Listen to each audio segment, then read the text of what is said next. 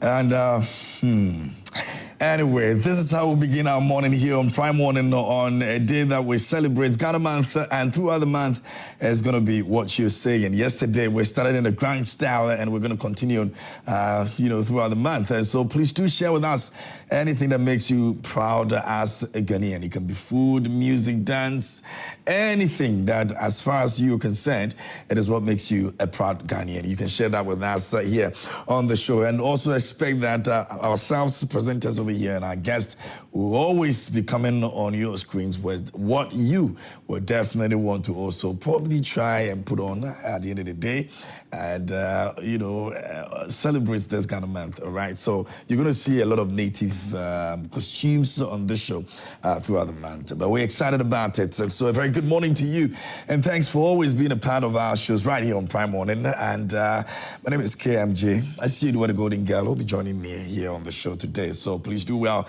and send your messages to us. Our social media handles, you can go on Facebook. We're streaming live on Facebook. We're on X.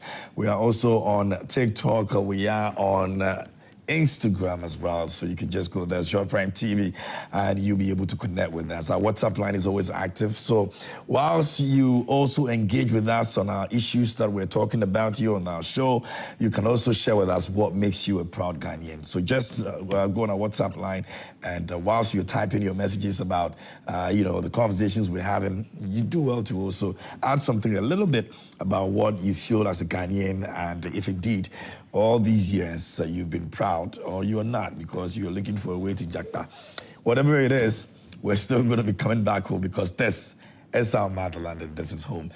Ladies and gentlemen, we're going to be moving on to News Flash here on the show. It's proudly brought to you by Franco Trading Enterprise. Still Funks Papa Pathi. We're grateful to them this morning. You can actually go and grab something for yourself. We're talking about gadgets, quality that you can always get. It's Franco Trading Enterprise that can guarantee you that. Call us on our phone numbers on your screens.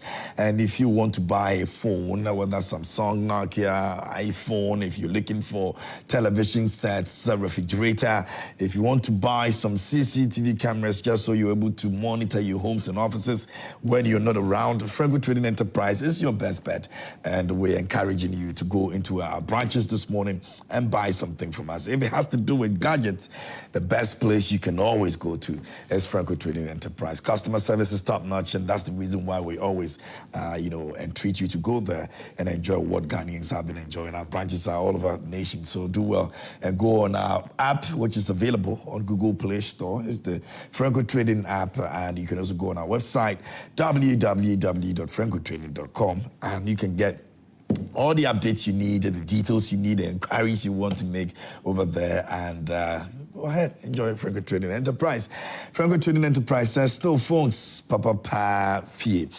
And this morning here on News Flash, we're taking our attention to the economic dialogue and what transpired yesterday. The Finance Minister, Honorable Ato Forson, actually spoke at length on how our finances are looking like and what we can do to ensure that we're able to make some progress. He believes that we're disciplined, we'll be able to turn our economic fortunes around. But some people still believe that that is also still far-fetched.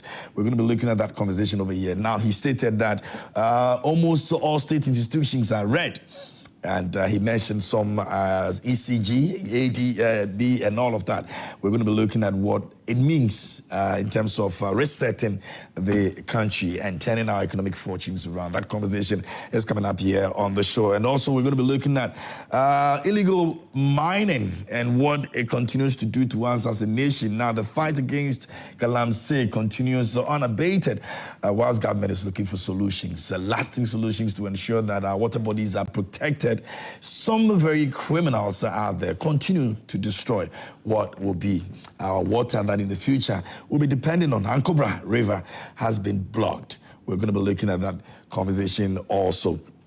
as well. And then also a bit later, we'll look at the coastal erosion and assessing the impact of damage to households and somewhere in the Volta region, Ketu South. It's very, very, very sad, heartbreaking to see, water, the sea just destroy households. Cemeteries have been affected as well. And some people are exhuming the bodies of their dear ones to relocate them somewhere else. We'll be looking at that conversation as well. The regional minister has made his way to the place.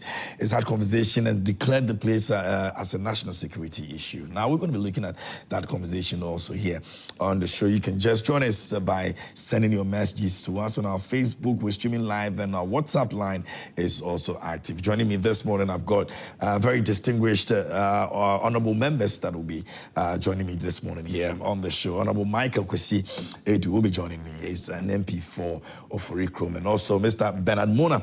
He's a presidential candidate for PNC. He's also joining us this morning as well. And Honorable James Kofi Annan is the 2024 parliamentary candidate for the constituency. He's also going to be joining us this morning here on the show as well. So we definitely have a show. And so please do well to also join us. But of course, you know that we're definitely going to go into the newspapers, the front pages, and what has been reported on that as well. So you can also join us and share your thoughts with us here on the show. All right. A big thank you once again to Franco Trading Enterprise, Still Phones, Papa Pathie, and we're celebrating Ghana Month in a beautiful way. So always do well and join us here on the show. Now, let me introduce my guest in the studio. I'll go on the front page of the newspapers and then we'll begin our conversation. Honorable James Kofi Annan has joined me this morning here on the show. He's the 2024 parliamentary candidate for Efutu constituency. Honorable, good morning. How are you doing? I'm doing well. Thank you. Good to be here with us this morning. It's your first time, I guess. Yes, yeah. Prime. Yeah, Joy Prime is this my first time. Oh, I've been coming around. You should be coming here more.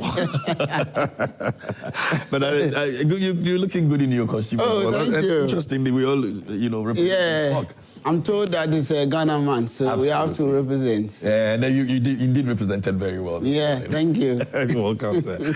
All right, so you can also join us, like I said, and share your thought with us. And if you also do well to put on something Ghanaian today, send us a picture, okay? We'd like to see you in your Ghanaian costumes as well.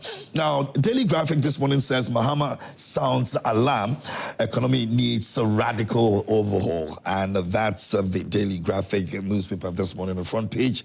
Restarting the economy, Dr. Yamson calls for fresh starts. And also, none of Agenda 111 hospitals operational, Health Minister says so. And extra exact Ghana to drive digital payments future with advanced solutions. That's the Daily Graphic this morning. By page P, MAG calls for probing to opioid import distribution. You remember that we had that conversation over here on the show, and the kind of distraction that is causing the young people, especially in Tamale and some other neighboring countries. And we're looking for lasting solution to this very issue. Don't forget that we also told you where the origination is coming from here, all the way in India. How do we stop this entirely? That conversation still continues. So we'll be bringing you some more updates and when we're able to. MTN Ghana supports Ukrasank with ICT laboratory. That's the newspaper. Daily Graphic this morning. Away from that, let's go to the Ghanaian Times, and it says most authoritative newspaper, Southern Ghana to experience heavy rains March, June with potential floods. GMET says so, and I'm sure it's something that we all have to be worried about and find solutions to it before it eventually becomes another situation that will be heartbreaking in terms of what floods actually do to this country over the years. Man allegedly kills girlfriend, buries body in septic tank. National Economic Dialogue, I will see through all proposals, President assures, and that's the Ghanaian Times for today. The New Republic this morning is reporting on a couple of issues, and it says, after landing Ghana in 721 billion Ghana cedis debt crisis, NPP runs from shame. Party leaders ducks out of economic dialogue in a hasty retreat. And Mahama kickstarts dialogue. Bank of Ghana pulls plug on mysterious gold for oil scheme. And away from that, National Economic Dialogue sets bold agenda for transformation. And that's the New Republic this morning here Let me go on the business analyst, and it says that we'll resist any attempt to smuggle in new taxes. Minority warns Mahama, and God has blessed you with the wisdom to reset Ghana. Ishmael Yamson to Mahama. Away from the National Economic Dialogue, it's a defining moment for Ghana's future. Mahama tells the stakeholders. And Bank of Ghana suspends gold for oil policy. And let's recommit to Galamsey fight. Western Regional Minister urges GIS. That's also the business analyst. The last one for me will be the Economic Times. And it says that rolled over cocoa sales contract deprive Ghana benefits of production rebound. And government committed to develop Afina and as it holds substantial gas against a miss in unitization withdrawal and bridging the funding gaps. Economics suggests key areas to consider to execute Mahama's policy. So that's another one that you can also find over there and read about in Economic Times. And don't forget that you can send your messages to us and let us know what you think about conversation this morning. Let me go to studio and introduce my next guest who also joined us this morning here. Honorable Michael Kwasi Aidoo is the MP for Forikrom. Honorable, good morning. How are you doing? Good morning, KMJ. I'm doing great. Good to have you on the show, and thanks for the time. Yeah. Great. All right, so we're going to be getting into the conversation. Like I said, we're also expecting Mr. Bernard Mona to join us, as and when he's able to join us, we'll introduce him as well. He's the presidential candidate for PNC.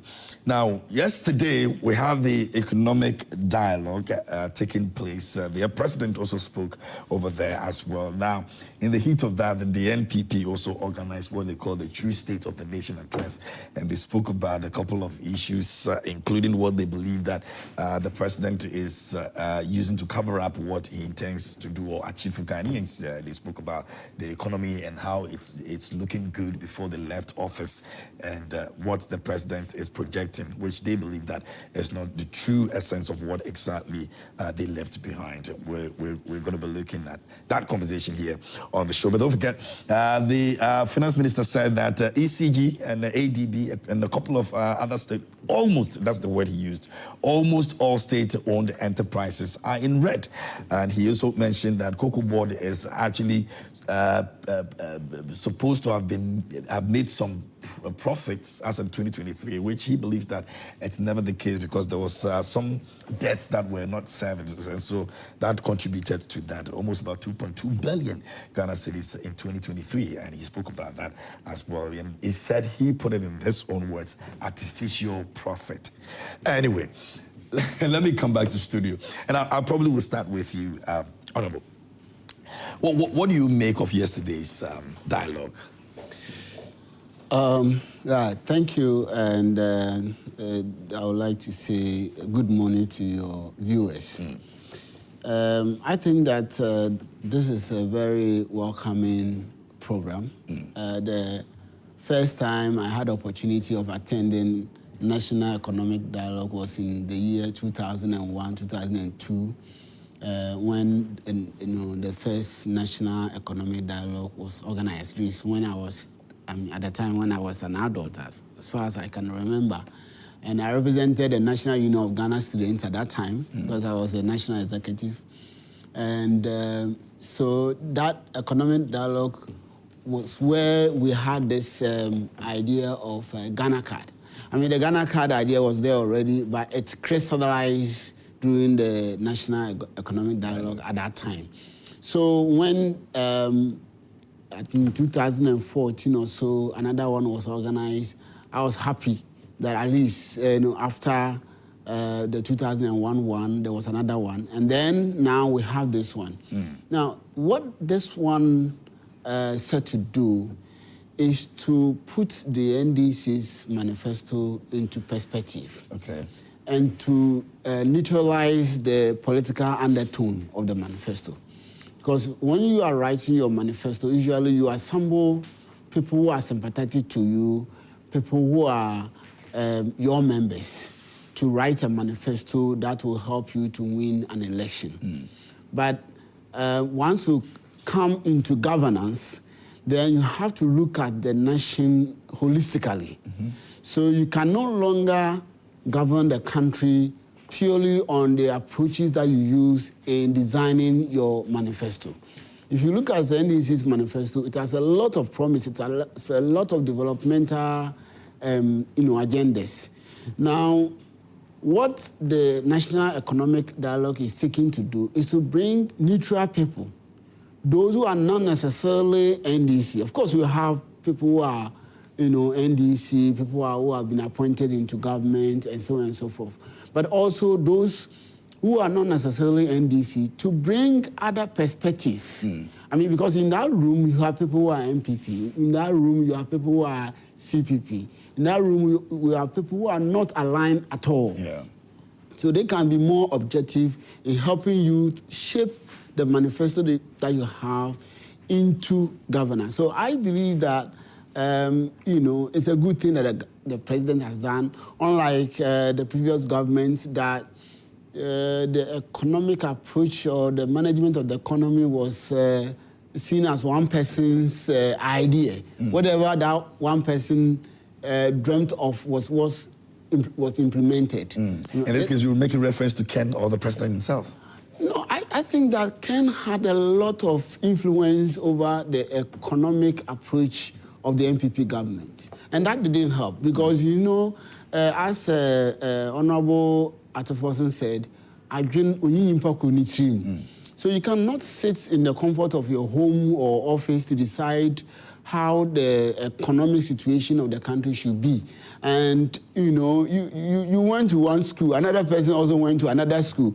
You are a banker, another person is an agriculturalist. You cannot always win, or you cannot always have all the ideas. So that is why I believe that Ken did not do the country any good by becoming all-knowing, so to speak, at the time. Now you have an approach where everyone's view matters, in this case. And I love the chairman's opening remarks, the Dr. Ishmael Yansu's opening remarks. He set the stage by tracing our economy from the colonial era to post-colonial era, especially with Dr. Nkrumah's, our president's era, where industries became everything. I mean, it's like resetting the Ghana agenda was actually started by Dr. Kwame Nkrumah, so to speak, where almost 400 industries were established. And when I was growing up, I remember the matches that I used to use was being manufactured in Ghana. We had wireless that were manufactured in Ghana. We had television manufactured in Ghana. All those industries were set up by the Nkrumah administration. And that was a proper resetting agenda. That was that because, during the colonial era, they produced individuals or education that was service-oriented. Nkrumah reset it to industry-oriented and then created that work and happiness, produce what you eat what you produce, etc., etc. And he touched on every single industry in this country. So that is what this economic dialogue seeks to do, to actualize the manifesto of the NDC and making sure that it is not just a promise, but something that is lived in this country. And I believe that we should all be happy and be expectant of what the government is about to do. Okay, we'll go into some of the specifics that he mentioned, especially with the state-owned enterprises. But let me take the remarks of Honorable as well. Your party had a press conference. In fact, some of the things that the president spoke about during his State of the Nation address, they debunked all of them. They believe that they left, even Doomso, they criticized the president for it, that he never even solved it. Now there's an economic dialogue. Your party never seems to be interested in even that in the first place. Why the case? If you say our party does not seem to be interested in the NPP, I think we'll be simplifying the issues. Okay. I've seen people from the NPP join the economic dialogue, like Mr. Mpienin and the former finance minister and so on. I meant to probably say, is this something you believe in? But because he made mention. What we said was that the president had come to present the state of the nation. And during the president's campaign, he promised that they were going to deliver extra jobs through the 24-hour economy. So we were expectant that the president, as soon as possible, will put in place a strategy to be able to employ more execute that, rather than dismissing and terminating appointments. And that has been the order of the day. So we called on the president that as much as possible, he should be able to call some of the people that they've dismissed, they've terminated their appointments, like the teachers and nurses and so on, who are providing essential services to the states, so that at least we will know that he started on a good note to pave the way for his implementation of the 24-hour economy. And that said, we underscore the point that if that is the case, then we will not join the economic dialogue until this position has been fulfilled. But quite interestingly, yesterday I listened to the economic dialogue, and this is not the first time we are having such an economic dialogue. We had same during President Mohammed's first tenure, and I remember the likes of the late Madam, what's her name, the former presidential candidate, Ifeanyi and all, joined that economic dialogue. At the end of the day, the question that we ask is, what came out of that economic dialogue? Well, we can put all the semantics and say that this economic dialogue is supposed to bring unity and then solicit the ideas of the various people in the country so that it shows the inclusiveness of the president and so on. But at the end of the day, it all boils down to implementation. Whatever is discussed there, if it is not implemented well, then it will turn into theories. It will be books or just like researches that the universities do and they are stuck on the shelves. It will just turn out into theories that will be stuck in the minds of people and on the tabloids and in the newspapers. And nothing will come out of it. At the end of the day, this is the government that took over. And be as it may, they've thrown everything to the dogs. They are implementing things based on how they think should be done. For instance, the people that they are terminating their appointments, I've seen civil society and a section of the media say, no, some of these things are wrong. We've come far as a country and that these things are unnecessary. And some of these people, like the nurses and teachers, they need to work for the state. They've been recruited. They've gone through a long process to get to where they are. They are Ghanaian children.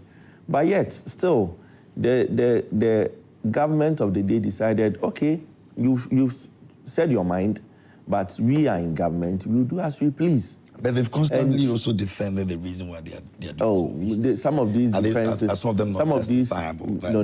You can't put people on payroll. Why do you have to leave them there? Any conscious person that is thinking about the good things of this nation will not justify some of these things.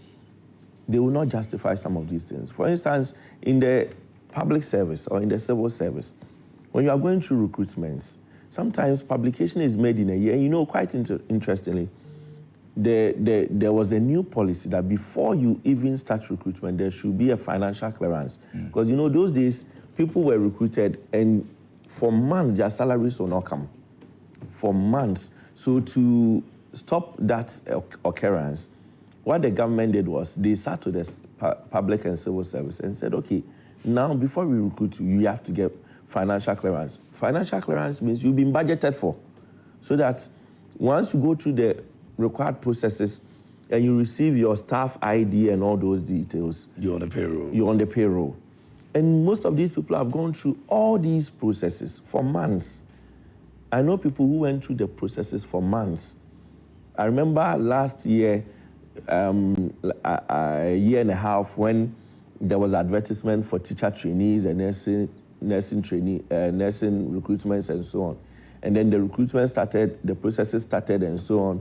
Last year, early last year, some of them were recruited and then posted to various places. You know, when you even posted, you have to go to the district report, get acceptance so that the district director and the school that you are being placed, the headmaster or headmistress accepts you, then you submit your documents back and it goes to controller and everything. sometimes our bureaucratic processes, it takes months. Then you come and you sack all these people. So these So all this does not the issues help that we raised. But most importantly, in our press conference yesterday, we reiterated the point that the president came to the State of the Nations and painted a gloomy picture, a very gloomy picture of the nation, as if nothing was going on. And quite interesting, this is not the first time this has been done. In 2013, when the president took over as president from his own government, his State of the Nation address, you can read it. He painted a very gloomy picture of the Tamils era, trying to draw Ghanaians to the point that things were that bad. So he's now going to make it better. And I don't know if it was an edited State of the Nation. I've read it, 2013 one. I've read Atamil's 2009 State of the Nations. And I've just read this. I read the Akufo-Addo's one. And it's like President John Mahama is always painting a gloomy picture. If you read Atamil's State of the Nation, realize that he carries the nation along. In 2017, when Akufo-Addo took over, he did the same thing. But this is the first time I'm seeing a very gloomy, dark picture, to the extent that the president stood in Parliament, in the House of Records, to say that the nation was managed like a crime scene. Like a crime scene, for God's sake. How do you expect investors to get the confidence to come and invest in a crime scene? You understand? And when President Akufo-Addo was leaving office, he didn't just go empty-handed. He left an economy that had reserves, international gross reserves of about $8.9 billion. In 2017, when you left office, you left about $6 billion. That is more improvement. If you are to talk about import cover, $8.9 billion is about 4 months import cover. You left $6 billion, which was about 3 months import cover. Apart from that, last year, on average, the economy was growing about 6.7%, 6.4%. And currently, our GDP has gone up. And our debt has reduced because before we left, we had negotiations with our bilateral creditors, and we were able to reduce the debt about $4 billion. And that has helped stabilize all these measures that we put in place, has helped stabilize the city and the economy. And before we even handed over, we said it, that the country was on a path of recovery. So you take over, you credit the Air Force Wing, because after COVID, every country that went through COVID suffered. Every country in the world that went through COVID suffered. And Ghana is not an exception. So at least give credit where it's due. We are not saying if there's been wrongs, you don't have to talk about it. But you don't paint such a very dark and gloomy picture of the economy. All right, Honorable, you want to respond to that? I'll pick some messages. Yeah, I would have loved that we didn't go that line, because you see, we're talking about the economic dialogue. And I believe that a lot of thought-provoking things happened yesterday, and it merits we discussing and letting the public know what is being discussed. Some of the things, these are some of the things that they are challenging. Because they all form part of the economic situation. No, the President's State of the Nation address was not at the economic dialogue. Absolutely. So a lot of some of the things they mentioned in the economic dialogue. Our economic. Hold on. The President's opening address was made in public. We all heard it. The State of the Nation. The President didn't need to even go to Parliament to tell me what the State of the Nation was. I knew it. And I knew it from my pocket. You mean the ordinary Ghanaian? Yes, the ordinary Ghanaian knows it. You remember, Sidina hata. Do you remember? It was Akufo-Addo who made that statement. That Sidina hata. Now, at the time that Akufo-Addo was saying Sidina hata, that CD to $1 was 4 cedis. And yet he bastardized the John Mahama administration by making that painting that gloomy picture of the city. You then hand over a city that was 16, 17 cedis per $1. How do I describe that city? If there's any word more hata than hata. That is the word I have to use to describe how you left the economy to me. They believe that the global pandemic.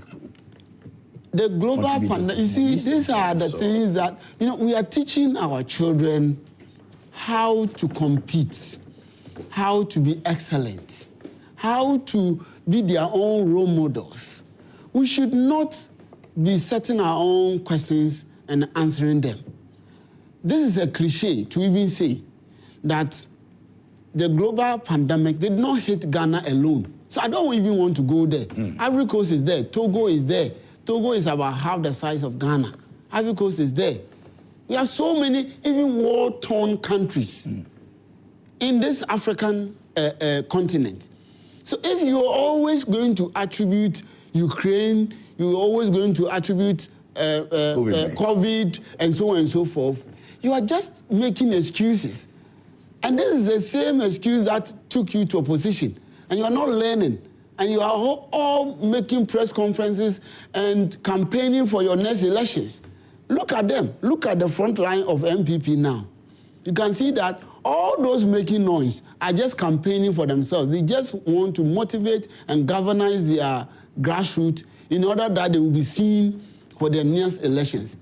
If you have something to contribute to the economy, you have learned something. At least the last 8 years, whatever it is that you did, you have learned something. Come to the table. Come and contribute your ideas. Let's even assume that the economic dialogue, those who are organizing it, are empty-headed. They don't have anything to offer. You have everything to offer. Why don't you come to the table to contribute all the things that you have to offer at the dialogue? Are you saying that Ishmael Yamson doesn't know what he's doing? This is somebody who has been an MD for, Unilever for many, many years. He was once the board chair for Barclays Bank of Ghana. These are people who know what running an economy looks like. You two come and contribute your ideas. And you are out there holding press conferences. The same person who took the dollar from 4 cedi to 16, 17 cedis. Now, let's put that one aside.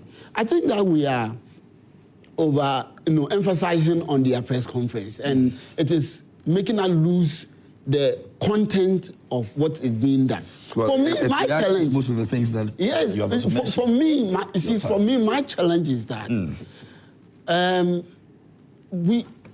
these economic dialogues, we've seen some of them, what it has produced. I talked about, I am an NDC.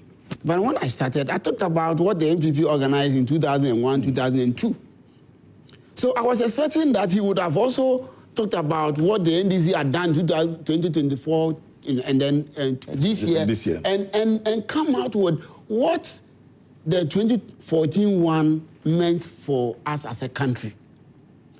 My issue about these dialogues is once we have these discussions done, we must not leave out any segment of society. And that is what I'm happy about, what I saw in the room. But I would have wished that we do not only talk about economy as economy, but also factor in so many other issues. And I saw Atuforsen making references to education. The real problem of our economy is, number one, the structure of the economy itself. How every one of us, you sitting here, you want your son or your daughter to go to school and become a lawyer and become a doctor, etc., etc. So we prepare the mindset of our children towards service, being in the office. Even an engineer wants to be in tie and sit in an office. That is not productive. So the structure of the economy needs to change. And if the structure of the economy will change, the structure of our education must change. We cannot discuss economy without discussing our educational system. So our educational system should reorient our children on productivity. Go to school, learn agriculture. But don't learn agriculture to come and sit in the office thinking that you are going to supervise another person. Learn agriculture thinking that you are going to plant. Learn agriculture thinking that you are going to add value to the crops that you produce. And I'm happy our president is a farmer. Do you know the educational background of our president? He's a communicator. He did communication in school. And now he's a farmer. But you have an agriculture student or somebody who has done agric up to the university level who is sitting in office and doesn't have a farm. That is what we have to change about our economy. An engineer, you are an engineer. Engineer in what? Don't come and wear suit and sit in office. Go to the field, produce. It is the productivity that would change the structure of our economy. And that is what I want to see in this economic dialogue. That we would have a dialogue that will produce a report that will reset this country into the path of productivity. And that's where the 24-hour economy comes in. You're talking about the president coming to office and then quickly have to implement 24-hour economy. You don't just implement 24-hour economy by sitting in your room. You implement 24-hour economy by consensus building, bringing ideas together. How do we do it? This is you believe that was probably thought of already before getting into office. Once you are there, you already know the direction you want to take. Yes, so why don't you just start implementing them? Have you realized instead of now saying that you have to be organized? Have you realized that the president, one of the first appointments the president made was the person in charge of the 24-hour economy? That's how a president who is serious about the promise he has made. But yes, I'll put somebody there. But this is an NDC idea. I want everyone to make an input into the implementation of the NDC idea. That is what we are talking about. Including the NPP? No. Well, I'm talking about the 24-hour economy. If you say you are adding everybody to it, you don't want to add the NPP to it, they can't share the ideas on it. No, who told you that? He has said that Kwasi Aidoo was there. You know, that's why I repeated that, including adding the NPP. Yes, including adding the NPP. You see, but the problem with the NPP now is that anyone who is aligned to Bawumia, strictly aligned to Bawumia, or strictly aligned to Akufo-Addo or Ken Ofori-Atta may not want to come there because it may be victimized in one way or the other. But you know, Kwasi Aidoo speaks his mind. What the situation is? No, but he will not agree. He will not. I will let him when he's done. He will not agree. I don't want to interrupt him. But you know, Kwasi Aidoo has spoken his mind. Have you realized? Yeah. So he has always had a mind of his own. That is why he is in that room. But all that I am trying to say is that the National Economic Dialogue offers all of us the opportunity to make an input into the process of resetting Ghana, into the process of resetting the economy. We cannot continue to have... Did you realize the example that the president gave? And we should not lose sight on that example. I will come back, if you have more time, I'll come back to that example of where a procurement... Just let's get into that example now. You know, moving from the he was talking about a procurement that was done in the poultry industry. Okay. That was sole source. And the person who was giving the contract had to go to somebody who was not given opportunity at all to purchase the items from that person in order to supply that government agency. And that person made over 20 million Ghana cedis out of that contract. And perhaps that contract would have cost us less than half of that.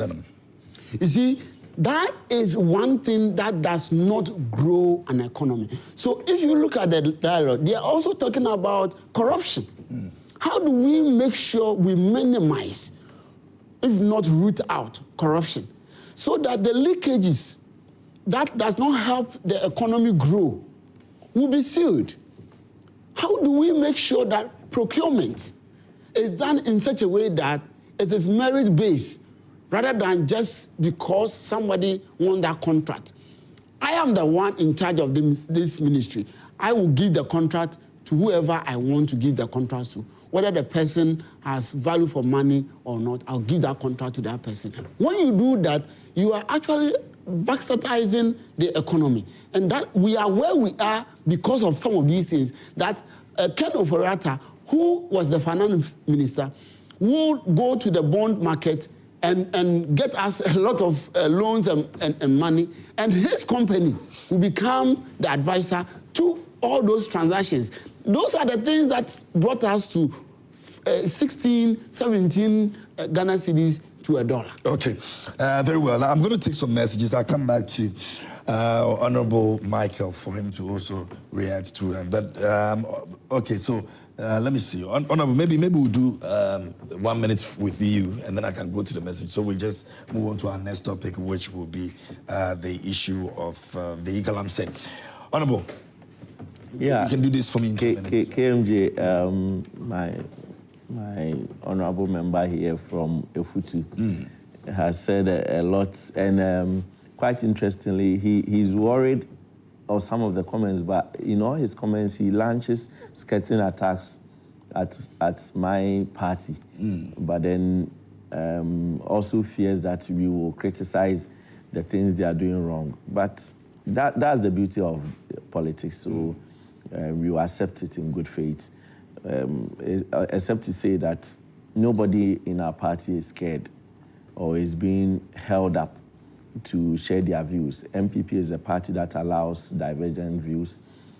Today, if you look at the political landscape, I think if you compare MPP and NDC, there are more people in MPP who have independent minds and come out to speak on their own more than their party. Their party, they shaped everybody in line. That is after you lost power. After you lost power. Even before we lost power, we had people within MPP who were an MPP-aligned people who would always say their mind when the economy is not going. And then we lost their to the extent that even in parliament, there were parliamentarians who stood up and said they didn't want Ken Ofori-Atta. This is MPP for you. It can never happen in NDC. They all lost their seats. Yes, we lost our seats, but at least my senior member, I can strip you to the bone in Futu. I watched one of your videos, and some of our constituents were using it to mock when I think you were almost weeping on radio that Afenyo was doing something to you that wasn't good. But that's just by the side. What was he doing? That's just by the side. What was he doing? That's just by the side. What was he doing? That's just by the side. He's afraid to say what he was doing. So what happened yesterday Yeah. Was to discuss about the economy, and I think going forward, the focus of the economic dialogue should be on the recovery program with the IMF and how we are going to at least help build sustainability so that the country will become stronger as it started. And then also how the government is going to implement its policies, because the government has a very huge budget. There's the 10 billion push. What's the policy? 10 billion big push. Big push and all, and how they are going to manage the taxes that are coming in, because they've already indicated that they are going to scrape some of the taxes, the e-levy, the betting tax, and the what's the other tax? The COVID tax, COVID levy. They are going to scrap all these taxes. So this economic dialogue should be able to tell us how the government is going to mobilize revenue to shore up the gap that is going to be left in the economy. But I also recognize that there are very important people, very notable people, knowledgeable people who have joined the economic dialogue. But like I said, I just don't want it to be theories on the shelves, because it's happened before.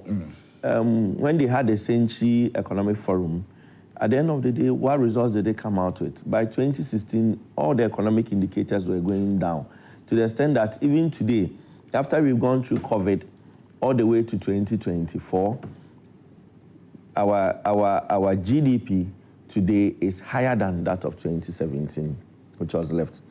As of 2017, our economy grew about $10 billion US. 2024, from 2017 to 2024, the economy has grown about $20 billion. So these indicators indicate that when it comes to the economic activities, we on our side try to do things that helps the economy to grow. For instance, I heard from the SONA and also from the Economic Forum dialogue yesterday that the president had mentioned that our education sector was outmoded. But then the president failed to establish the fact that we have initiated STEM education into our education sector to the extent that we built 13 ultra-modern STEM secondary schools, and about 20 existing secondary schools have STEM facilities built for them. To the extent that today, in STEM education, students are learning aviation, robotics, engineering, manufacturing, and so on. And today in Africa, Ghana is number 2 in quality education. And the president didn't even recognize all of this and was able to say that education is outmoded. At least acknowledge the efforts that are being made to change the education sector. And then tell us what you are going to do to improve upon the gains that we've had. But rather, And so far, we're not seeing that yet. No. So far, what I'm seeing is an intentional attempt to demonize everything in the last government so that it looks like we are starting on a tabula rasa. Then they can then propel their policies and get buy-in of the people so that if they are doing things, the people will not say, oh, we need this we want you to go at a particular speed, but because things were that bad, we are giving you the room. And so they are using it to buy room. Excuses to buy room, exactly. And that is not what we are looking for as a country. And I will say that we on the minority side, he mentioned, Honorable Anna mentioned that we are making noise. Sorry to say, to use the word noise. No, I didn't say No, he said it. I think I didn't hear No, that. he said it. No, he said really? it. When you go back, play the... Then I probably would have to check. Yeah, he said the minority is making noise all over. No. You said it. You said we are making noise your people in press conferences. Those who are the press conferences are all minorities. It's the minority. Making those noises. No, are marketing themselves. He wants to refer that to the minority. The press conferences. No. The press conferences that came up are from the minority. No. So if you refer to our press conference as noises, then you are referring to the minority. But you are forgetting that you wanted to be in that chamber. And one of the key jobs or the key task of the minority or the government or the parliament is oversight responsibility. Parliament has oversight responsibility, whether you are in majority or minority. And the majority will not have that proper oversight responsibility because it's their government. So you'll be in a better position to critique in every political institution, in every good democratic institution, the minority is in a better position to be able to put the government on its toes, and that's the work we are doing for the nation. Okay. All right. Thank you very much. Let me get some messages and then we'll move to our next topic. This one over here says, the MPP are quick to say there are people who were in the conference, but the reality is that in spirit and in mind, they are not interested. They just want Ghana to fail. And they would say, we told you NDC is not a party for Ghana. By their fruit, we'll know them. Let NPP know Ghanaians are now wiser. Never again can we bring back a president like Akufo-Addo. Ghana deserves better. NPP should learn to apologize to Ghanaians rather than trying to defend everything. And that's Solomon from Bolga. Let me go to this one over here. It says, good morning. The NPP does not mean the country good. That is why they are not in national dialogue to share their ideas. They will even get 28% in 2028 election if they continue with that tangent behavior. Whether they will go or not, NDC should forget about them. They don't have anything in mind to contribute. The NPP man should know that they don't have anything to contribute, so they should continue sleeping. Ghana will move forward.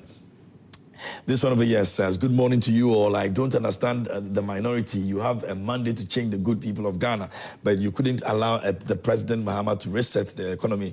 Stabilization of our city is key to our businesses. They should give us a break. Ghana will bounce back to support the private sector. Again, that's from Big GA in Tamale. Let me go to this one over here. Says, Good morning, KMJ. The chairman of the National Economic Dialogue, Dr. Ishmael Yamson, and the whole purpose of the dialogue with his opening statement. According to the chairman, President Mahama is the only person who can manage our economy proper. Certainly, that was not a platform for political speeches. KMJ is no secret that some media houses and some journalists supported the president and his party to win 2024 election. The sad part is even after winning the election, some of these journalists are still in campaign mood and sees nothing wrong with the government today. How can anyone justify something that was wrong years back, but it's okay today? The Speaker of Parliament openly opposed against parliamentarians going for treat at Rock City course. In the Speaker's view, we had challenges with our economy. President Mahama said in his Sona that we are in an economic crisis. What then changed for parliamentarians to embark on the treat at Volta? Is our economy now in good standing? We need our journalists to be bold and call out some of these unfortunate happenings before it gets out of hands. Same party in opposition held Galamsey press conference at Galamsey's site. Today, they are in power and having Galamsey dialogue in Kempiski Hotel, Ghana. That's Cape Frimpong sent in that. This one over here says, good morning, KMJ and your respected panelists. Listening to Honorable Aidoo, just rehashing the same drama that sent them to opposition, the highest indebtedness ever and junk state of the economy. Still in our mind, Ghanaians are highly awake. They shouldn't insult our minds. Karim Starboy in Tema sent in that one this morning. Let me go to this one over here says, good morning, KMJ. Today, it's funny hearing MPP people claiming and describing President Akufo-Addo's government as if it was better when first time in history that the ruling government or party had its own MPs demonstrating against a state minister from their own. The flag bearer Baumia for the love for political powers virtually downgraded the work of Akufo-Addo by pulling out from taking responsibility of how bad the economy has been managed. Now, if they have forgotten, they should go back for all the videos of Akufo-Addo and they would change their language. When he was even at independence celebration talking as if it was he was on a campaign platform. What bad thing didn't the MPP say about the state Mahama left for them? Hypocrisy would kill them in opposition. They better sacrifice their arrogance and pride and choose to learn for better leadership qualities than the selfish administration. If they had done well for Ghanaians, why such electoral embarrassment? They should give the president a break. And that's from Wangineba Kisi. All right. Then we go to Tamale, and it says, good morning, I'm Saibu Awuni Moro. It says, I salute you. The NPP caused the DDEP, which is stealing our money, and gathered it in a room only to turn around and tell us that they left behind so much for Ghanaians. This is a big insult to Ghanaians. NPP should reach to Ghanaians with a simple phone in research if they would score 5%.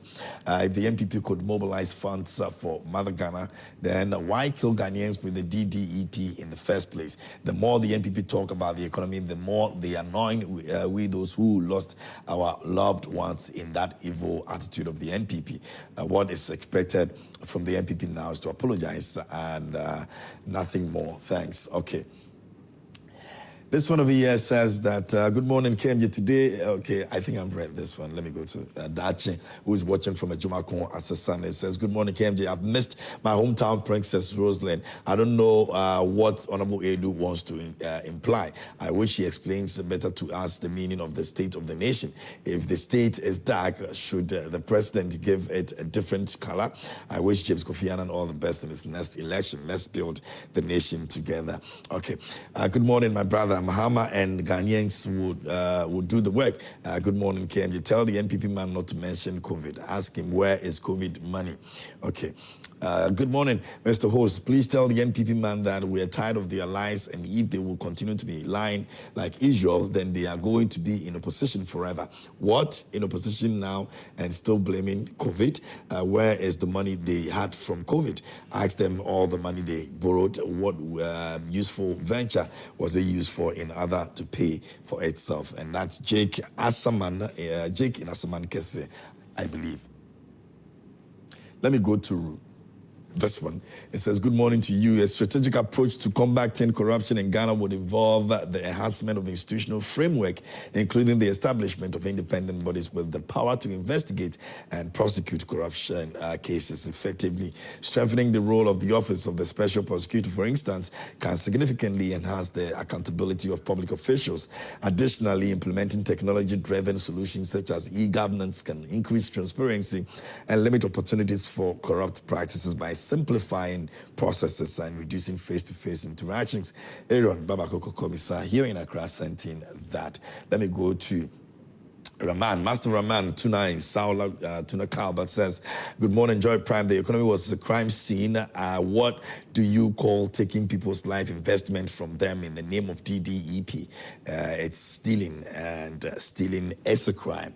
Okay. The NPP should spare us years with the disgraceful version of the State of the Nation address. They couldn't disapprove any of the figures churned out by His Excellency the President. Ghanaians already know the real state in their pockets, and it was upon that they gave John Dramani Mahama the gargantuan victory. And Nakakari in Techiman sent in that. Let me go to this one over here. It says, good morning. I can't wait to see my boss, Bernard Mona.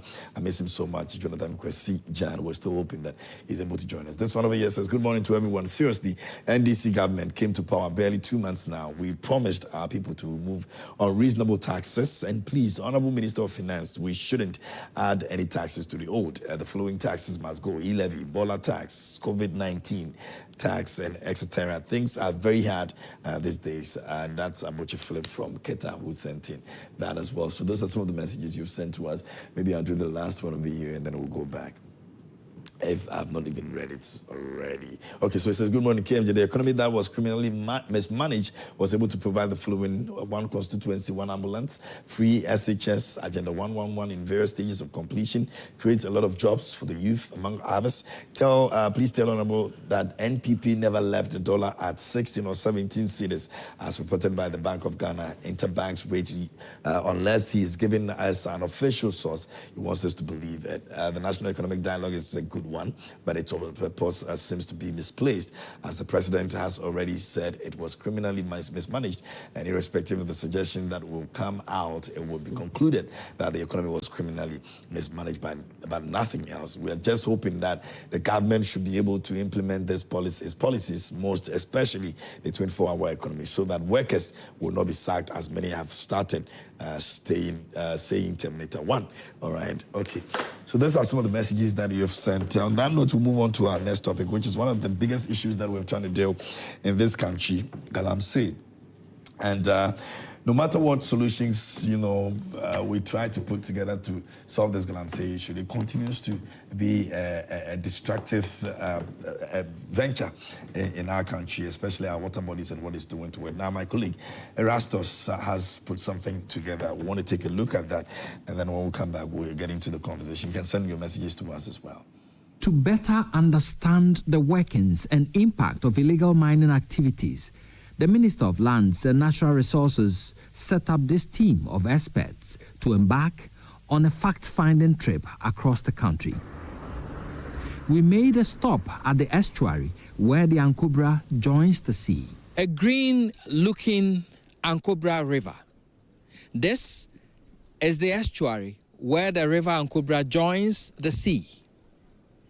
It has not been this green for a very long time, but it could be deceptive.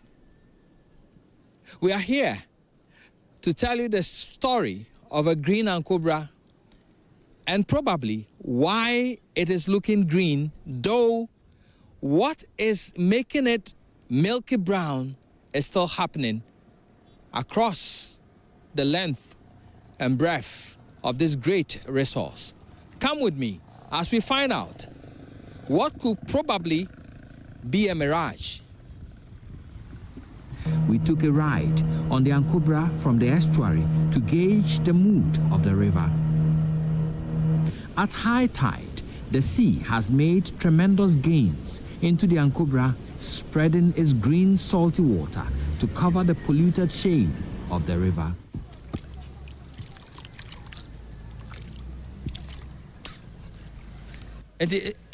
how does it taste like? It tastes like salty because the sea have entered the Ankobra. So it's salty, you cannot drink. But Ankobra itself is not salty. But about 40 minutes into our boat ride, the color starts to change. At Eshiemu, we come across mining activities inches away from the Ankobra, violating government's buffer zone policies. This man, who identifies himself as Lopez, showed us documents covering his concession but admits the illegalities on the grounds. The real color of the Ankobra is now visible from here. At Awudia, close to Pristia, we made a shocking discovery. The Ankobra has been blocked and contained for mining purposes. And those of you who have been contemplating and praising the new color of the Ankobra, this is the real color of the river Ankobra. As you can see, this is a mining hub within the river itself. So the river has been blocked, redirected, and you can see that it's not really flowing well. And it's camped here at Awudia. Even more shocking is the complete blockade of the river at Pristia Heman, close to the bridge. The illegal miners have separated the river and built an embankment to prevent the river from flowing. They are now mining directly in the basin of the stagnated Ankobra River. What we have found here at Pristia Heman is what can be described as total madness. This is the Ankobra River, and it will shock you to know that illegal miners, nature criminals, have been able to block a major river like the Ankobra, and so you can see the blockade over there. They've blocked entirely the river. So the flow from upstream has been blocked here, as you can see. And then they are mining in the basin itself. That is what we are seeing here. And it is shocking to know that an entire community superintended over this, supported it with the authorities, the chiefs and people supporting the blockade of a major river like the Ankobra for illegal mining purposes. The river is now a stagnated brown pool beneath the Pristia Heman Bridge. For these people, their survival depends on a clean Ankobra which is not polluting the sea. For the local economy to thrive and for their survival to be assured, government needs to work on a pollution-free Ankobra. Reporting for Joy News, Erastus Asaredonko, Ankobra Town, Western Region. All right, so that's Erastus reporting from Ankobra and River Ankobra in the Western Region. And you saw the picture he's painted over there. This is a major issue. Yeah. I don't know what strategies the NDC is hoping to use in solving this crime, let me put it that way. And it will be difficult if the NDC is able to spend 4 years in government and then not able to solve this issue. Well, you see, I am an environmentalist. Okay. I'm a human rights and environment activist. And so issues of this nature goes to the core of my being. Yeah. I remember 2023, during the NDC presidential primaries, I was the spokesperson for the Jomama campaign, primaries campaign in the Central Region. I was part of the committee.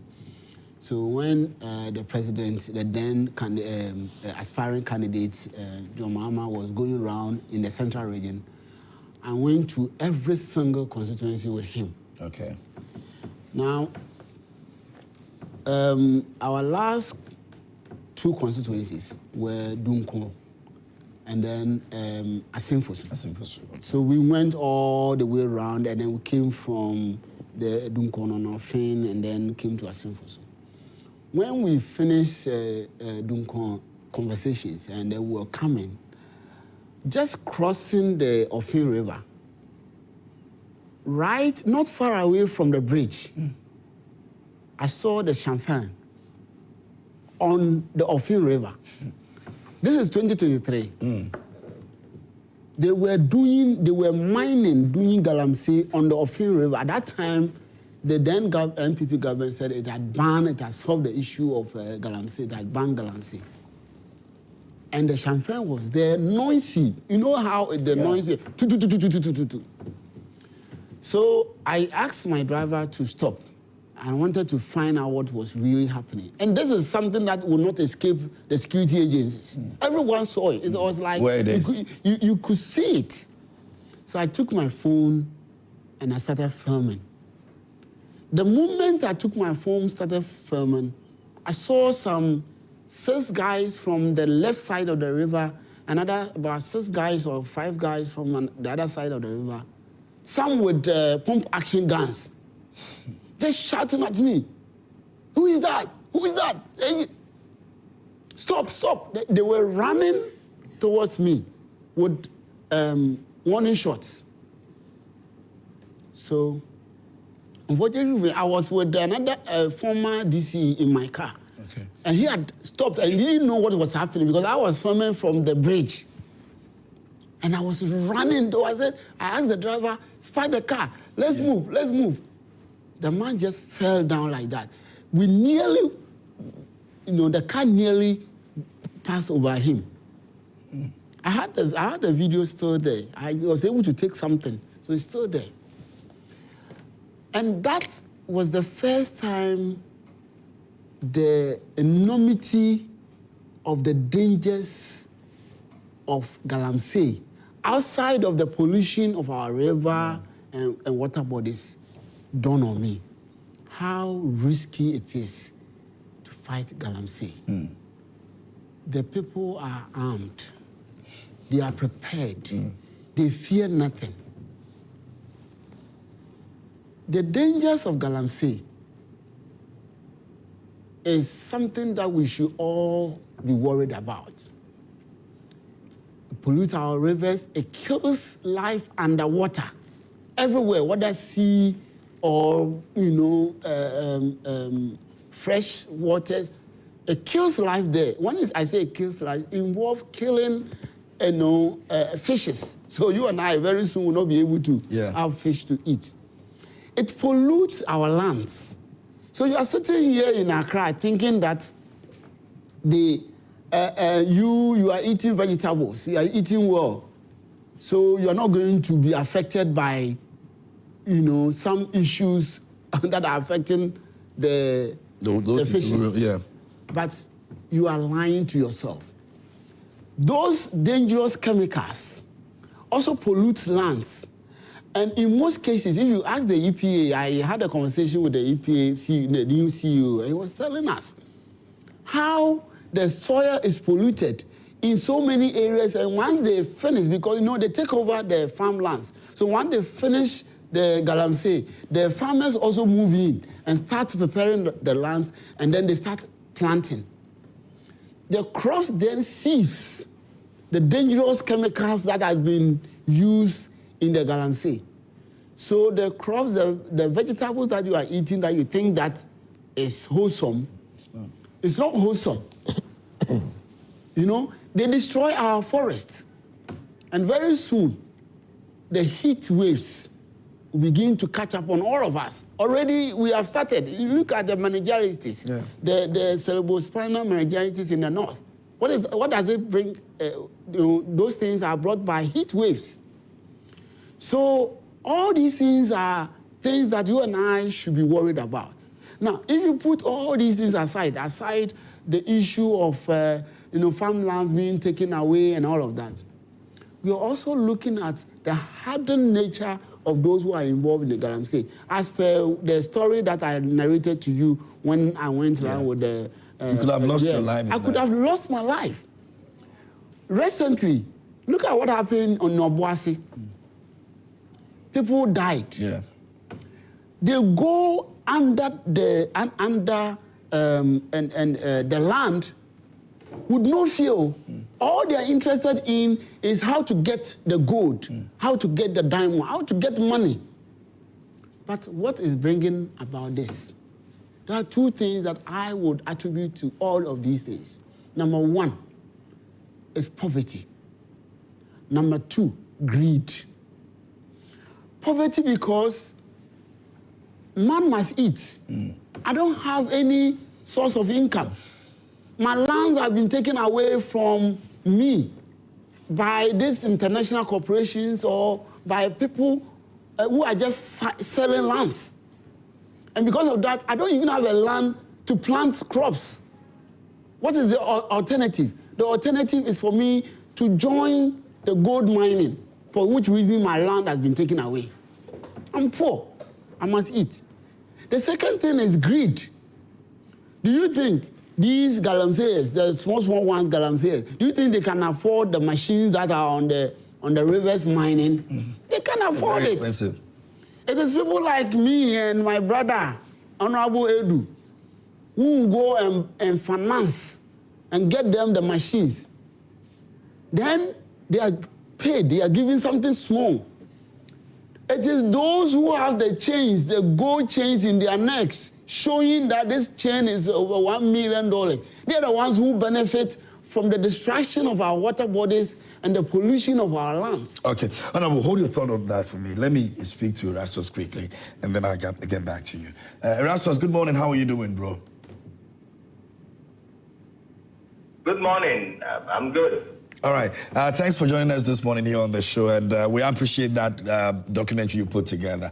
Now, let's take a look at it. Honorable mentioned over here right now that it's the greed and poverty that is making people get into this. Over the period you've covered this story about Galamsey, you think that the greed is the case, the poverty is the case, and what new things are we discovering in terms of what is making people get involved in this? Well, he hits the nail right on the head. Greed is one because there are people who have gotten everything they need from illegal mining, but still they are doing it. And I don't know what is informing their continuous degradation of the environment for money. I'll give an example of Chemaun to me, for example. He's stinking rich, and he has made money from his Apunta mining, Hansol mining, and other companies that he has engaged in, and continues to pollute the Tano River for money. So you ask yourself, what is his motivation? When you look at the other people who cannot afford the heavy equipment and are sponsored by these big people, to them it's a livelihood. And they go in to make ends meet. You see the women who have joined the fray and are also doing what they call poli in local parlance, going after the big men have mined. They also go behind them and start digging and washing for gold. They are trying to make ends meet. And that's a new one. No, I wanted to find out, that's a new one you've discovered, or it's been there over the period? Oh, for the pole, it's been there for a very long time. That's what we used to do. I mean, when I say we, I'm referring to Ghanaians. We've done over the years using simple implements, shovel, picker, and other things to do. And these days, because of the advent of the Chinese, when the Chinese dig their big holes and they leave, these people also fall in, and they include children, women, children, and teenagers, young people who dig and wash after them to get the small gold ornaments to sell, mainly to fund their families. But I will say that because of lack of enforcement of laws, because every law that we need, every environmental guidance that we need to mine is enshrined in our laws. There is a way to mine in forest reserves. The steps, the guidelines, and everything is stipulated there in black and white. There is a way to mine close to river bodies like the Ankobra, the Tano, and all that. It is there. The Water Resources Commission has a number of these guidelines. But Over the years, we have turned a blind eye to them. One, the Minerals Commission, I would say, has done a very poor job. And I hear people justifying why Martin Aisi should still be the head of that institution. I say no. Why grant so many licenses when you do not have the men to police it, to monitor it, to regulate it? You say that you are understaffed and that the infrastructure on the ground doesn't support your monitoring and activity. So why go on and issue more licenses? I think the most wise thing to do is to limit your license when you don't have the men to monitor and supervise. But they continue to issue fresh licenses. This year alone, when you check it, it's in the thousands. And I have had the opportunity to look at some of these licenses. We've gone to areas where these licenses have been given. In some of these instances, no monitoring at all by the Minerals Commission. And so people do what they want. How come that a whole Ankobra, the river that you know, will be blocked into two and banked? And the other half, people use excavators to sit in the basin and mine. In 21st century Ghana. So whatever it is that is driving people to mine, I think that we as a country have failed to use the laws that we have to enforce them to make sure that we do sustainable mining, get our gold, save the environment, get taxes for government, the needed taxes for development, and see that impoverished communities benefit from mining. Erastus, now the danger involved in combating this crime, and I still want to put it a crime. The Lands and Natural Resources Minister, Kofi Boah, actually made some comments about how dangerous it is to find these people and the kind of equipment that they have, weapons that they have. You have seen it, you've experienced it and all of that. You think the NDC in that capacity will be able to, as it were, by the time they leave office, handle this to the minimum level in terms of solving the situation? You think it's something that, or it looks that gloomy? Well, what the minister says is true. And in fact, I am seeing people arming themselves more and more day by day. Under the previous administration, it was bad. Now what I'm seeing on the ground is getting worse. Wow.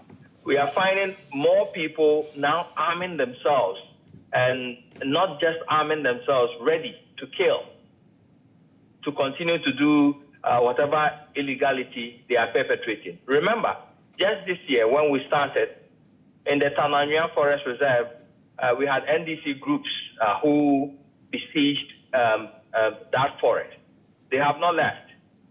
We went there as a team, and in fact, it's the minister, Honorable Kwasi Aidoo, who set up a monitoring and evaluation team.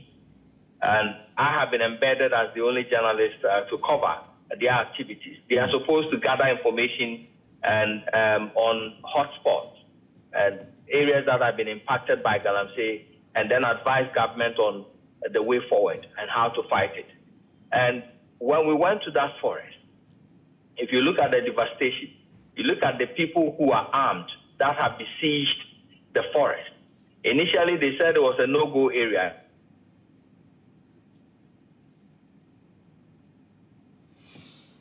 I think we've lost connection with him, but Honorable, maybe you touch the last one and then I'll... Yes, I'll just wrap up by saying that, you see, I want to dedicate probably the rest of my life just working on the issue of protecting the environment. Because, see, if you don't join, you would think you are safe. But you are never safe. I've told you here. So I want every one of us. I know that the government wants to solve this problem. And please, those doing Galamsey right now, they didn't get their licenses under this present government. They got their licenses before now. So let us not politicize the issue. It is the politicization of the issue that does not help us to solve the problem. I want to remain apolitical about this issue. And as I said, I want to dedicate the rest of my life helping to solve and protect the environment. What we are seeing here is not good. It's not good news at all. I grew up on the water lake. You know, my story, I'm a fisherman. The water lake was a very large lake. It was a very, I would say, transparent lake. You could drop a pin inside the water lake, except in October, November, when the Sagremel Dam, or that Burkina Faso Dam is open. That's when you have some death in the water lake. Now we are beginning to see signs of pollution in the water lake in the last 4 or 5 years. And very soon, even the sea is not even very soon. It's already happening. The sea is not even safe. So if we lose our water bodies, lose the sea, what is left of us? So all of us should join, but be apolitical about it. Okay. All right. So I understand that we have Erastus. Let me finish with him, and then I'll come back to you, Honorable Aidoo. Now, Erastus. Yeah. So if I should land on what land on that, and then So the gangs in the Tano Anua Forest Reserve have already fought by themselves, and 2 people have died as a result of it. And they have blocked roads and besieged the area with guns and made sure that whoever is coming there, whether you are a journalist or whatever, they will fight you. But they are not above the law. And indeed, that place is not a no-go area. When the team that the minister sent entered the place, they ran away and they left their things in the forest. So far, the team has been able to immobilize 2 groups. We are still left with about 3 groups who are still within the forest. So I wouldn't say that the illegal mining fight is a rocket science for any government. If government is committed, if they have the political will and they are ready to fight, they will be able to fight. Mind you, I'm also imploring the NDC party itself. And if Chairman Asidun Ketia is listening, his own people have now besieged the areas. They should come out and call their members to order. The NDC is now involved. Yes, as a party. I'm saying this on authority because on our rounds, I have seen constituency chairmen and other people come to the team and say, these are my people. And so if you have to come here, you have to tell me. And you cannot just come and drive them away. Please. If you are a party member and you want to mine, the law stipulates how you go about it. You get a license, you get a mining lease, you get all the permits from EPA, Water Resources Commission, and you mine responsibly. You don't just pack excavators into a forest reserve with no license and say that because my party is in power, I have to mine. It happened in the previous administration.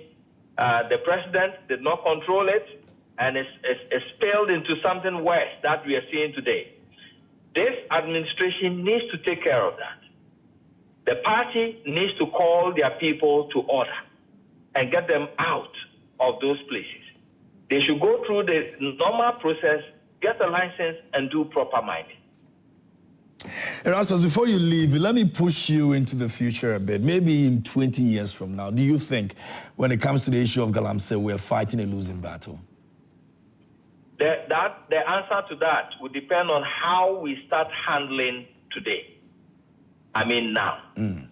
If we handle it well, it will go well for us. Like I said, it's not rocket science. All the blocked rivers that we are seeing, we can get the people off it and clear it, desilt it, chart their paths again and let them flow. They have a natural restoration. If they are allowed, they will restore themselves. But we need to get people off the main roads, the settlements, the forest reserves, and get them proper ways of mining sustainably. And that's what we need to do. And that is not rocket science. It can be done. And I think the minister has started well. Now he has set up a committee we finished our work. They will present their report to him. He says there is an enforcement drive coming up. I am waiting to see it. Let's see how the minister handles this. And then going forward, we are also monitoring and getting the areas that are hardest hit to the people of Ghana, so that together we can all help to make this a reality. And we say a big thank you to you for risking your life and ensuring that we're able to fight this issue of Galamsey. And people like you deserve some commendations, in all of these. And so we appreciate you. But do take care of yourself whilst you are out there. Let me get back to studio and speak to Honorable Aidoo. KMJ, Galamsey is now a topical issue that is very dreadful. My honorable member indicated that he doesn't want to politicize it, but then in one breath, he tells us that licenses were given before this administration. Licenses, quite recently, Honorable Abu came out with the license regime of the mining sector, and if you look at the data available, more of the licenses were given from between, I think, 2010 to about 2017. A lot were also given from 2017 to 2024. But then what is happening is the ones that were given before 2017 were more than after 2017, except that some of them went for renewals. So what people did was they picked all the renewals and then added it to the ones that were issued between the period, and said more were given. But then somebody already has a license, the person goes for renewal. The renewal process is different from obtaining a new license. So you cannot sum all together. But that is not to say that we are doing good. I think as a nation, we need to do better than what we are doing now with the issue of Galamsey. We like to elaborate more on the issues. We all know the issues. We all know the underlying issues. But then what I'm thinking of is the solutions. We have to look at solutions that will support and help us to be able to get out of this canker. And quite interestingly, when the government had the opportunity to even have a workshop on Galamsey, they held it in Accra in Kempiski. I was thinking that they will go down there to maybe where the Galamsey is more prone and meet people who are actively involved and then engage them so that they understand where they are coming from. Then they will be able to prefer better solutions. If you sit in Accra and then you invite MPs to Kempiski that you are having a Galamsey dialogue or a workshop, you have discussions and you not even get to the bottom of these issues. Like Erastus rightly said, he has been on the grounds. He understands what is going on there. I agree with him in a lot of things, except to say that some of the comments that he made, I may not agree when he stated that the party, NDC party, should come in and stop their people, and that if they want to mine, they should go through the right processes and obtain license. But in the same vein, Chairman Wontumi obtained license, but Erastus, you are here claiming Chairman Wontumi has obtained licenses and is working and so on. It's so the issue of licensing. It didn't go according to the guidelines. So that's what I'm coming to. We have excesses. The issue of licensing is something we must even look at. Whether those who are obtaining licenses are doing the right things. So as a party, they may go for license, but as to whether they'll do the right thing and whether there'll be proper monitoring.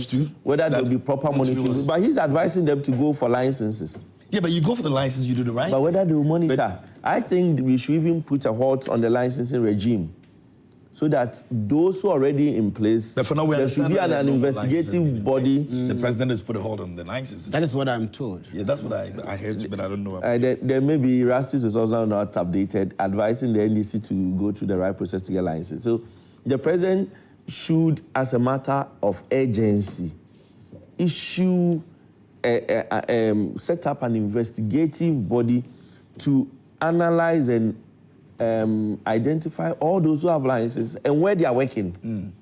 Then we'll be able to direct and pinpoint where the damage has been done, and then also find solutions in reclaiming the land.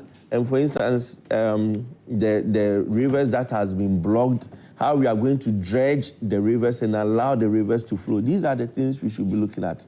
Long-term solutions. The land that has been polluted with mercury. How are we going to solve all these issues? These are the discussions at this point I think we should be looking at. That how are you going to put in the right, give the right materials to solve the issue of pollution, and also those who are actively involved, get them out of it, give them alternative livelihood so that they'll be able to get out of the mining. Because you know what, when people taste gold, when people get into this trade, it is very difficult to get out because the earnings that they get from it is enormous. Every day, you might be on a salary and earning 3,000 cedis and 4,000 cedis. Somebody will get to a mining pit and wash gold and come home with that amount of money in a day. Yeah. So it becomes very difficult to get the person out of it because the person sees it as a livelihood. So in stopping it, we also have to think about alternative livelihoods that can get these people out of this kind of trade. And also, another issue is the political will. Government upon government will come, we will discuss these issues. If we don't have the political will, we will not be able to make headway. You know, quite interestingly, before the elections, I had overheard NDC guys, elements, telling their people that, you know what, so when we come, we also allow you to eat. And that is what enforced and allowed people to even have the audacity to enter Anglo-Gold mines, which resulted in the death of many. Quite unfortunate incidents. And these things are going on all over. And that's what Erastus rightly said. All over. They thought their party is in power. Some of them were made promises that they will be allowed to mine, they will be allowed to take over. So whilst they were taking over agencies, ministries, toilets, and so on, those of them also in the mining areas decided to take over the various mining sites. There are instances where people who even have genuine licenses have been forced out of their sites and taken over by party elements. The most threatening of all is the forest reserves. Party elements mining in forest reserves without any licenses or any monitoring or anything, whilst our laws rightly stipulate what necessitates or what gives you the right to even enter a forest. Before you enter any forest reserve, you know there are different types of forests. There are forest reserves that have maybe they are degraded already and they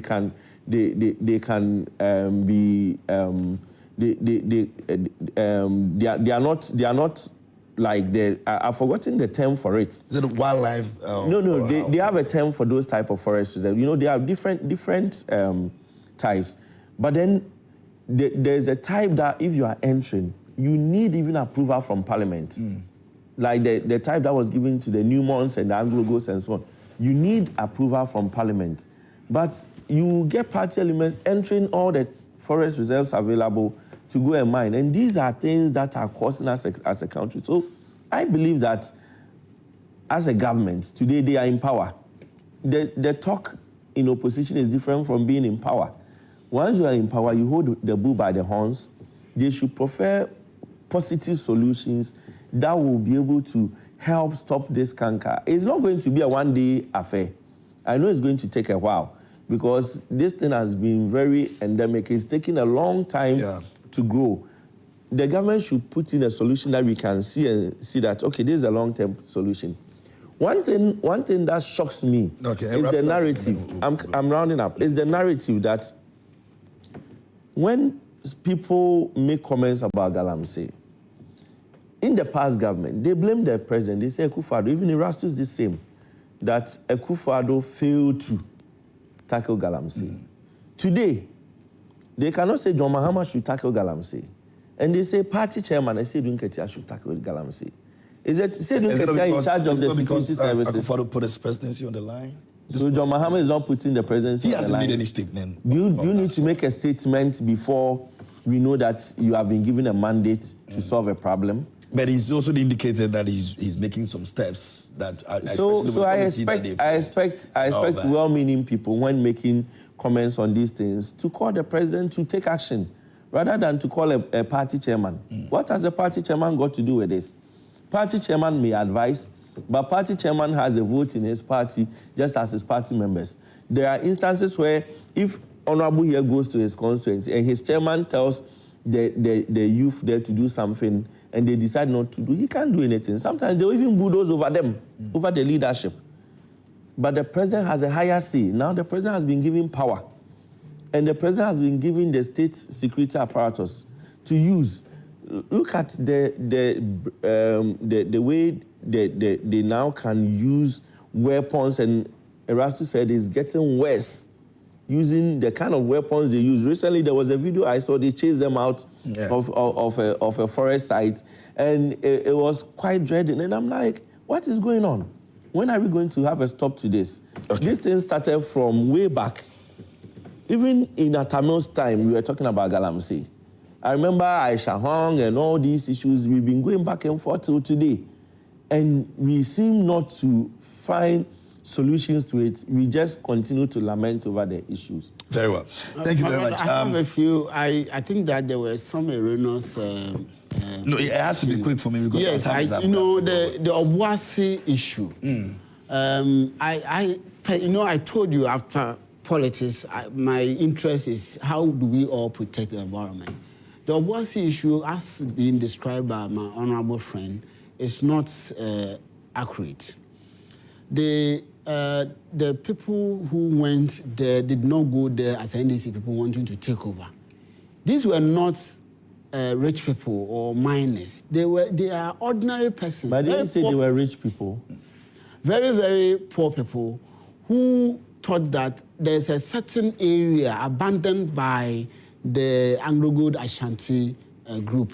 And they just went there to plead that they should be given that portion to do Galamsey. They acknowledge that they are illegal miners, but they were hungry. And trust me.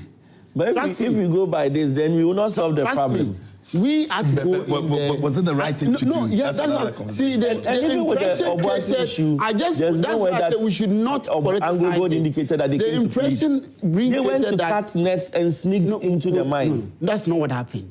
We have a report. They sneaked into the mine. We have a report that has been well researched. But was also believed that research from who published that research? They did not. No. If you went to how would there be an exchange? And the report is that when they went there, they were actually going to do an illegal thing. So upon arriving at the place, they spoke with the security. Oh, no, but there's no way to justify it. And said, look, we are hungry. This is what we wanted to do. We are not bad people. We are not armed. All we have is what to cut. They have something that they use to cut the metal. You are causing damage to property. That's what we have. And they knelt down and then raised their hands. That's based on your story. That's based on your story. They didn't go in. They were just... This is ridiculous. With the police, the security apparatus. So is that the official report from the police? No. We did. Why are you saying this on TV? So how did the shooting happen? I can tell you the report. How did the shooting happen? The shooting happened, according to our report, the shooting happened upon a phone call that was made. And then some people came in 2 vehicles, armed. That was a military, other military people came armed in 2 vehicles. Not knowing what the discussion had happened. Already. Then they wanted to clear them. And exactly, that's what happened. So it was not like a confrontation. At dawn, we saw masses of Anglo-Gold Ashanti that were burnt. But one thing that we need, unfortunately, we have to go. Yes, I know. My solution, one of my solutions is that people who are in mining should not flaunt how rich they are by doing those mining activities. It makes people feel that once I go into... You also become rich overnight. We have Sam Jonah and co. They've mined all their lives. Sam Jonah will not come and sit on air and flaunt gold. Okay. See, so we should have that as one of the solutions. That you cannot control because that's an individual. People are not even mining and they are planting gold on their neck so that's and on their wrist. It will be difficult for it's you to individual control. preference. Yeah. They decide that they want to come out and let people know that they are rich. But of course, I'd like to say a big thank you to both. But KMJ, I want to sympathize with the people of Ketu South, the havoc that the sea has caused. And you call on the government and well-meaning people to, as a matter of urgency, put some support there for the people. Yeah. I remember when the Akosombo spillage came, the force with which we all supported and called for support for them. I think the same effort should be done for Ketu South so that at least they will get some respite from what is going on. That's true. The regional minister has declared the incident as security. What do you call it? A security issue. Yeah, so and our government started this sea defense project in various parts of the country. So I'm expecting that the president looking at let me finish. I'm saying this for you. Looking at the state of the people have asked the state of the place for them.